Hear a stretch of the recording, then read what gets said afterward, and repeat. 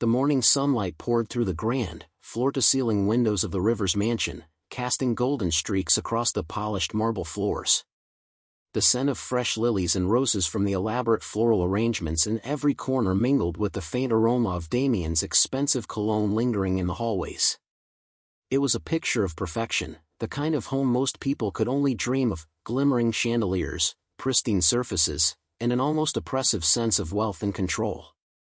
Yet, amid all this grandeur, Mira Hale Rivers felt a quiet emptiness gnawing at her, one that no amount of luxury could soothe. She rested a hand on her swollen belly, feeling the gentle kicks of the child she carried, a mix of joy and worry swirling within her. 7 months into her pregnancy, she had grown graceful in her movements, her beauty luminous yet touched by the fatigue and vulnerability that came with carrying life. Mira moved through the expansive bedroom, her delicate fingers folding Damian's designer shirts with a practiced care she had learned over the years. Each garment smelled faintly of him, his scent of familiar comfort, or at least, it used to be. As she smoothed out the fabric of a crisp, white Armani shirt, something caught her eye, a bright, unmistakable smear of red lipstick along the collar. Her hand froze mid-air, and for a moment, the world seemed to stop. Disbelief surged first, sharp and disorienting, followed by a heavy, sinking heartbreak. Her chest tightened, and her throat felt dry as anger bubbled under the surface, raw and unfiltered. Mira pressed the fabric closer, scrutinizing it as if the stain might magically disappear. She had dreamed of a perfect family, a loving husband, and a peaceful home filled with laughter and warmth. But this small, crimson mark shattered that illusion with merciless clarity. Her mind raced, recalling the subtle signs she had brushed aside over the months: the frequent late-night calls, the sudden business trips that seemed to crop up at the strangest times, Damian's distracted, almost guilty demeanor whenever she tried to speak to him about anything personal. For the first time, the cracks in the facade became undeniable, glaringly visible in the form of a lipstick stain that would forever change the trajectory of her life. Mira couldn't help but let her mind wander back to the beginning of their story, to the whirlwind of passion and excitement that had swept her off her feet. Damian Rivers had appeared like a force of nature, handsome, confident, and magnetic, a billionaire whose charms seemed almost unreal. Their romance had been electric, full of stolen glances across gala dinners, whispered promises in luxurious hotel suites, and late-night phone calls that lasted until dawn. The proposal itself had been the kind of spectacle people only read about in society magazines: a private yacht at sunset, roses scattered along the deck, and a diamond ring so dazzling it seemed to capture every glint of the setting sun. Friends and family alike had been in awe, praising the couple as the epitome of love and elegance. Social media erupted with pictures and videos of their engagement, their faces radiant with happiness, their perfect smiles reflecting a life most people could only dream of. Life after marriage was equally extravagant. They moved through a world of luxury cars, designer wardrobes, and meticulously curated appearances at the most exclusive parties. Every event was documented, every smile photographed, every gesture of affection shared online as proof of a flawless, enviable life. To the public, Damian Rivers was a devoted husband, a loving partner, and a man of sophistication and taste. But behind the glittering facade, a different Damian existed, one who was controlling, dismissive, and often cold in the privacy of their opulent home. His charisma and charm had won Mira's heart, but slowly, she began noticing the small cracks in the perfection, the way he would brush off her opinions with a casual wave, the subtle way he monitored her phone, the cold detachment that followed every disagreement. Mira had tried to convince herself that it was all stress, the burden of running a business empire, or just temporary irritability. She clung to her dreams of family, imagining quiet mornings in the mansion filled with laughter, the pitter-patter of little feet echoing through the marble halls. But little by little, reality began to intrude. She caught glimpses of Damian's furtive glances at his phone, overheard hushed conversations that stopped abruptly when she entered a room, and noted the increasing frequency of business trips that seemed to have no end.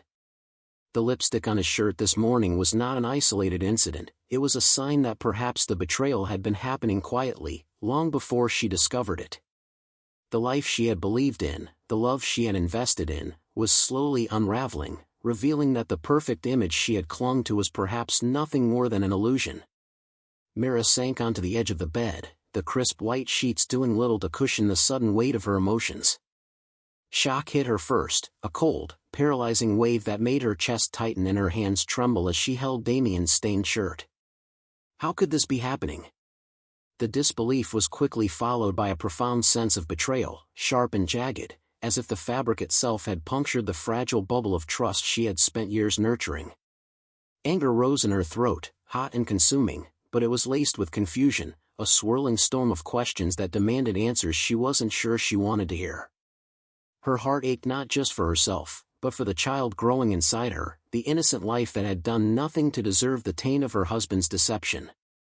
She considered storming into Damian's study, confronting him with the evidence, demanding explanations, but a part of her knew that reacting purely on emotion would only give him leverage. He was cunning, capable of twisting guilt into accusations, manipulation into reconciliation. No, she couldn't allow herself to be played, not now, not ever. As she stared at the crimson smear, her mind spun through memories, revisiting the small signs she had ignored, the late-night calls, the sudden disappearances, the subtle yet persistent coldness. Had she been blind, naive, or just too hopeful? Every unanswered question gnawed at her, eroding the trust she had once taken for granted. The lipstick seemed to mock her, a vivid, permanent mark of betrayal etched onto the fabric, a symbol of the life she thought she had but never truly possessed. Damian's shirt, once a comforting presence in their shared home, now represented everything that was tainted, everything corrupted beneath the polished surface of wealth and status. Myra's fingers traced the stain, not with tenderness, but with a resolute acknowledgement that her life would never be the same. She reached for her phone, dialing her closest confidant, her personal assistant who had been her anchor in times of stress. The words spilled out in a mixture of disbelief and determination. It's him. He's been unfaithful. As she spoke, a calm resolve began to settle over her, a stark contrast to the storm of emotion inside. She knew, with a certainty that surprised even herself, that this was the moment she could no longer be passive. This was the moment to act, decisively and unapologetically, to reclaim control over her life and protect the future she and her unborn child deserved. Mira had spent the morning planning her approach carefully, each step measured and deliberate. She called Damian, requesting he join her for a quiet dinner at home, presenting it as a casual evening together. On the surface, it seemed like nothing out of the ordinary, a private, intimate moment for the couple. But beneath her composed exterior, Mira was bracing herself for a confrontation that would alter the course of their lives. The dining room, usually a space of elegance and comfort, seemed charged with tension as she lit a few candles and arranged the table with deliberate care. The mirrored walls reflected not only the opulence of the room but the strain radiating between them, amplifying the unspoken emotions that hung heavy in the air. Damian arrived promptly, impeccably dressed, a charming smile plastered on his face, completely unaware of the storm he had walked into. Myra's gaze met his as he settled into his seat, and for a moment, silence reigned, broken only by the faint clink of cutlery and the soft hum of the chandelier lights. Mira placed his shirt, neatly folded, on the table between them, the vivid lipstick stain facing him. "We need to talk about this," she said, her voice calm but laced with an unmistakable firmness. Damian's eyes flickered to the stain, then away, his composure faltering ever so slightly. He opened his mouth, fumbling for words, attempting to minimize the situation with excuses. "It's not what it looks like, it was just a one-time mistake, I can explain." Mira watched carefully, noticing the subtle betrayals of body language. His hands shook ever so slightly, he avoided eye contact, and there were long, uncomfortable pauses that seemed to confirm what she already knew. The confidence that had once drawn her to him now felt like arrogance, a mask hiding his guilt. As the conversation escalated, Myra's anger remained controlled, her voice steady, her resolve unshaken. The truth became undeniable, her trust had been irreparably broken. Damian's attempts to charm or coerce her into forgiveness fell flat, his shock evident that she was neither pleading nor pleading for reconciliation. A quiet, simmering anger replaced his earlier smugness. Mira felt a surge of inner strength, one that was deeper and more profound than anything she had known before. She would not tolerate deceit, manipulation, or betrayal, not now, not while carrying the life that was her priority. The dinner ended with a quiet finality, the weight of unspoken words and shattered illusions hanging thickly in the room. Mira rose from the table, her decision clear. Their marriage, once the foundation of her dreams, was now irrevocably over. The moment Mira left the dining room, she felt a weight lift from her shoulders, replaced almost immediately by the daunting reality of what came next. She knew that confronting Damian had been only the first step. Now, she had to take decisive action to protect herself and the life growing within her. Picking up her phone, she dialed her lawyer, a composed and fiercely competent woman who had guided several high-profile cases in the past. Within minutes, Mira was seated in her study, legal documents spread across the polished mahogany desk, the room quiet except for the rhythmic ticking of the antique clock.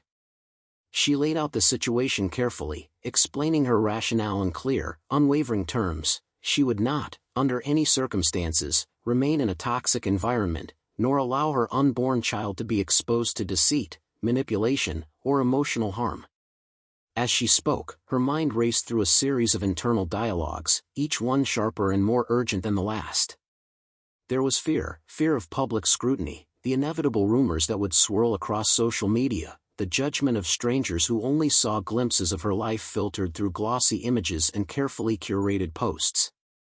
There was caution, too. She knew Damian was capable of manipulative tactics, of turning the narrative in his favor, of painting her as unreasonable or unstable if given the chance.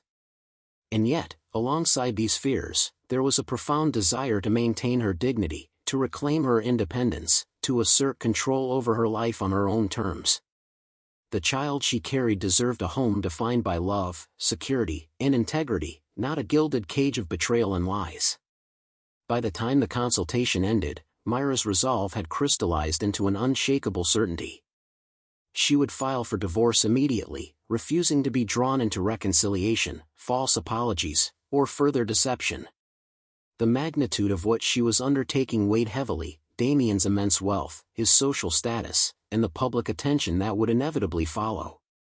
But Mira knew that no amount of money, prestige, or societal pressure could justify sacrificing her self-respect or the well-being of her child. With a steady hand and a resolute heart, she began the legal preparations, each signature, each document a step toward freedom, a tangible affirmation that her life and her future were hers to command. In that moment, Mira Hale Rivers transformed from a wife betrayed to a woman empowered, ready to navigate the storm ahead with clarity, courage, and unwavering determination. News of Mira's decision spread quickly, though she had shared it only with a few close family members. Reactions were immediate and varied. Her parents, though visibly shaken, approached her with tenderness and concern, their voices thick with worry for both her and the unborn child. "We'll protect you, Mira," her mother whispered, taking her hand in both of hers, "and we'll make sure nothing threatens the baby or your well-being." Her father, usually stoic, allowed a rare vulnerability to show, his eyes betraying a mixture of disbelief and pride. Some family members were less supportive, caught between shock and the expectations of maintaining social appearances, questioning if she had acted too hastily, if the divorce would tarnish the family name. Her friends, however, became an immediate source of strength. Her closest confidants rallied around her, offering unwavering support and encouragement. Messages flooded in, calls of reassurance, promises of companionship, and plans to help her navigate the legal and emotional challenges ahead. "You're doing the right thing," one friend said, voice firm but compassionate. "No one has the right to disrespect you or your child. Stand strong." Their words grounded her, reminding her that she was not alone even as the storm of betrayal had left her feeling vulnerable. Outside her immediate circle, the world reacted with its usual blend of fascination and judgment. Social media buzzed with speculation and gossip, screenshots, rumors, and bold claims about Damian's infidelity circulated as quickly as wildfire. Public opinion divided sharply, some sympathized with Mira, praising her courage, while others questioned her motives, speculating about the drama behind closed doors. In elite social circles, the scrutiny intensified, as society's obsession with wealth, status, and scandal turned a private family matter into a public spectacle. Amid the cacophony of opinions and judgments, Mira found clarity in the unwavering support of her family and true friends.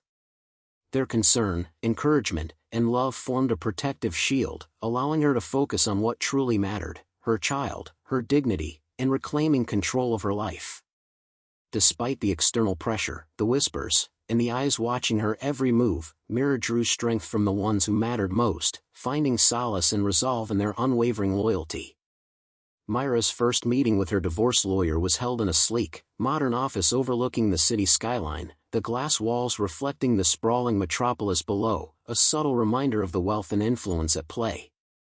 The lawyer, a high-powered woman known for winning some of the most complex and high-profile cases in the country, listened intently as Mira outlined the situation, her voice steady, her resolve unwavering.